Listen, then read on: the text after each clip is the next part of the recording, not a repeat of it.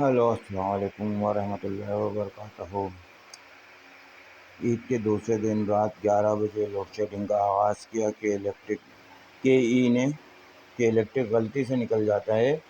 کے ای نے رات 11 بجے عید کے دوسرے دن لوڈ شیڈنگ کا آغاز کیا، جبکہ چاند رات کو بھی رات کو 2 بجے لائٹ آئی اور 2:10 پہ پھر لائٹ چلی گئی چاند رات کے دن، جو آئی ہے 6:30 بجے صبح۔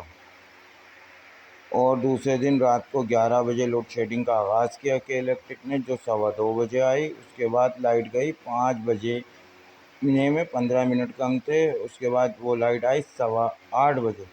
اس کے بعد 11 بجے پھر لائٹ بند کر دی۔ عید کے تیسرے دن یہ بتا رہا ہوں، پہلے بند کی عید کے دوسرے دن رات میں 11 بجے، جو 2:15 بجے آئی۔ اس کے بعد رات میں بند کی 4:45 بجے، جو لائٹ آئی 8:15 بجے۔ اس کے بعد 11 بجے بند کی، جو لائٹ آئی 2:15 بجے۔ اس کے بعد لائٹ بند کی انہوں نے 3 بجے، جو لائٹ آئی 6:15 بجے۔ اس کے بعد 7 بجے بند کی، جو لائٹ آئی 10:15 بجے، اور پھر 11 بجے لائٹ بند کی، جو آئی 2:15 پہ۔ اس کے بعد انہوں نے لائٹ بند کی 5 بجے، جو آئی 8:15 بجے، اور 8:25 پہ دوبارہ لائٹ بند کر دیتے ہیں، جو آتی ہے 10:15 بجے۔ اور اس کے بعد انہوں نے لوڈ شیڈنگ کا پھر آغاز کر دیا ہے، اور اتنی بدترین لوڈ شیڈنگ ہوتی ہے آج تو، جس کی کوئی حد ہی نہیں ہے، کہ صبح 5 بجے بند کی، 8:15 بجے آئی ہے، اور 8:25 پہ بند کر دی ہے، جو کہ لائٹ آئی 11:15 بجے۔ اور 11:15 بجے آنے کے بعد انہوں نے پھر 12:15 بجے لوڈ شیڈنگ کر دی، جو لائٹ آئی 3:45 بجے۔ اس کے بعد انہوں نے 5 بجے پھر لائٹ بند کی، جو لائٹ آئی 7:30 بجے۔ اور 7:30 بجے آنے کے بعد انہوں نے لائٹ پھر 9:15 پہ بند کر دی، جو لائٹ آئی رات کو 12 بجے۔ ٹھیک ہے، اتنی بدترین لوڈ شیڈنگ کے ای کر رہی ہے۔ اور جب ان کے سینٹر پہ فون کرو نا، ہیلپ لائن کے اوپر 118 پہ، تو یہ وہاں سے جواب دیتی ہیں، کوئی میڈم اٹھاتی ہیں عتیقہ، وہ مجھے جواب دیتی ہیں کہ سر یہ آپ نے لاہور کال کی ہوئی ہے، کیونکہ لاہور کا نمبر ہے 118۔ آپ بتائیں کہ یہ لاہور میں کام کرتی ہے یا کراچی میں کام کرتی ہے؟ میں نے ان سے سوال کیا کہ کیا لاہور میں بھی دے دی گئی ہے؟ کہ وہاں پہ تو لیسکو کام کرتی ہے اور کراچی میں کام کرتی ہے۔ تو کہہ رہی ہیں نہیں، یہ لاہور کا نمبر ہے، آپ کو میں P T C L number دے دیتی ہوں 021۔ مطلب ہم پی ٹی سی ایل پہ کیوں بات کریں گے جب ہیلپ لائن ایک موجود ہے؟ تو ہیلپ لائن پہ بات کریں گے یا پی ٹی سی ایل پہ بات کریں گے ان کے ساتھ؟ موبائل پہ جب آپ فون کر رہے ہوتے ہیں تو اس پہ بیلنس لگ رہا ہوتا ہے، 10 منٹ بعد تو ان کا نمائندہ لائن پہ آتا ہے، اور پھر وہ ڈرامے بتا رہا ہوتا ہے کہ یہ لیسکو لاہور، آپ نے پنجاب سائڈ کال کی ہے، آپ نے لاہور کال کی ہے، آپ نے یہ جو 118 ہے یہ لاہور کا نمبر ہے۔ تو 118 کراچی کا نمبر نہیں ہے، کہ لاہور میں بھی کام کر رہی ہے، پنجاب میں بھی کام کرتی ہے۔ تابش گور کو اتنی جلدی لائسنس ہر جگہ کے مل رہے ہیں، کیونکہ اتنی کرپشن کر رہا ہے وہ، کہ اس کو ہر جگہ کے لائسنس مل رہے ہیں۔ تانبے کا تار اتار کے کراچی میں بیچ دیا 2016-17 میں، اس کا کون حساب دے گا؟ کھربوں روپے کا تار بیچ دیا، اربوں خربوں کا تار بیچا ہے کے ای نے۔ اب کراچی کو پتھروں کے دور میں لے کے جا رہی ہے کے ای، کیونکہ سلور کا تار لگا دیا گیا ہے، تانبے کے تار کی جگہ سلور کا تار لگا دیا گیا ہے۔ نیب کو دکھا نہیں، چیئرمین نیب کو دکھا نہیں، وزیر اعظم کو دکھا نہیں، وزارت پانی اور بجلی کو دکھا نہیں، نیپرا کو دکھا نہیں، محتسب اعلیٰ کو دکھا نہیں۔ مطلب کیا؟ کانوں میں روئی ڈال کے بیٹھے ہوئے، آنکھوں پہ کالی پٹی باندھ کے بیٹھے ہوئے۔ چیف جسٹس پاکستان کو دکھا نہیں؟ کیوں عوام کو کے ای کے رحم و کرم پہ کیوں چھوڑ دیا گیا ہے کراچی کے لوگوں کو؟ بھائی 3-4 کمپنیاں متعارف کرا دیں، کیونکہ کے الیکٹرک کا بس نہیں ہے، کے ای کا بس نہیں ہے کراچی میں بجلی ہمیں سپلائی کر سکے، کیونکہ یہ اپنے بن قاسم کے پاور اسٹیشن بند کیے رہتے ہیں، اس کو آن ہی نہیں کرتے۔ کے ای جو بجلی بناتی ہے وہ گیس پہ بناتی ہے اور چارجز فیول کے لیتی ہے۔ اب جب فیول کے چارجز لیتی ہے تو وہ مہنگی ترین بجلی ہمیں دے رہی ہے. ابھی گورنمنٹ نے 5 روپے کچھ پیسے وہ بڑھا دیے ہیں جو عوام پہ بوجھ ڈال دیا گیا ہے.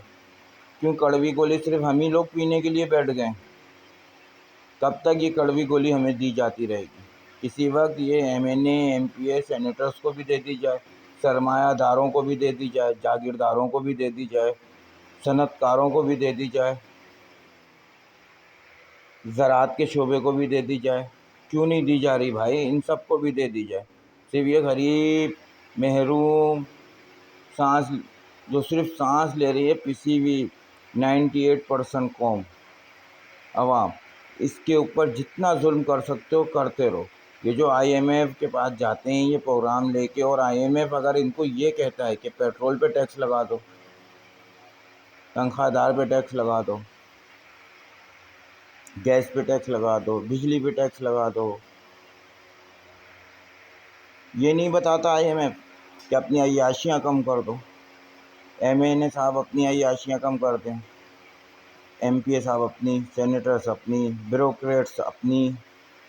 یہ نہیں بتاتا تاحیات جو مراتیں دی جاتی ہیں وہ کم کر دی جائیں، وہ ختم ہی کر دی جائیں. کم کیا کر دی جائیں، ختم ہی کر دی جائیں.